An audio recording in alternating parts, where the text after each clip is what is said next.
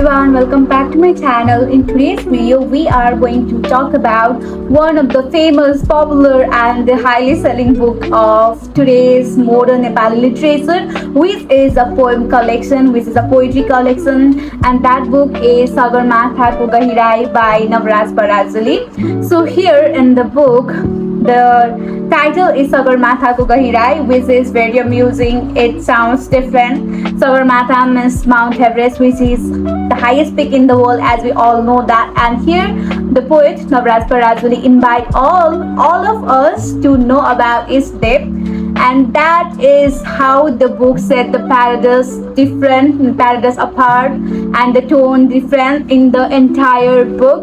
And let's go into the deep study, deep analysis, and deep review of this book with Prakriti.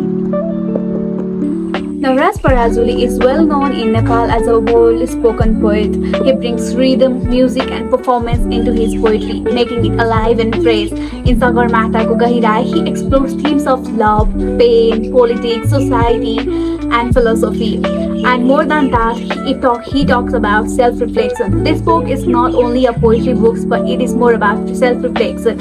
When you read this book, you will not only read it, but you will think about yourself.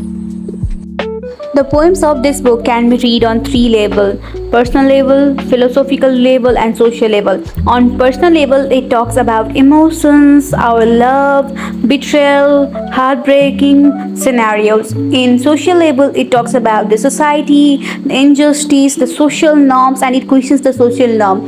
And if we move towards philosophical, it talks about the existence, truth, questions the truth, existence of different things. When I was reading this book, I get to know about different things. I get to know about the unknown customs of our society, and the writing skill of writer. Oh my god, how to praise him.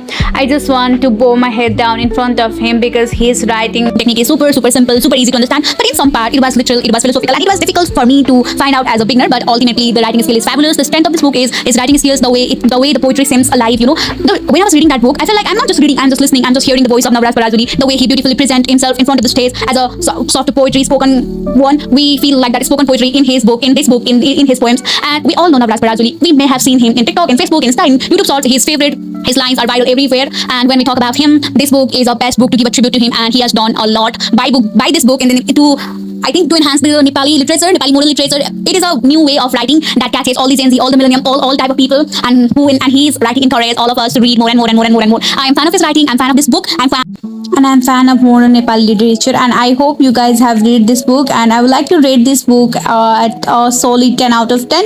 If you guys have not read this book yet, I think you should buy it as soon as possible and read this book.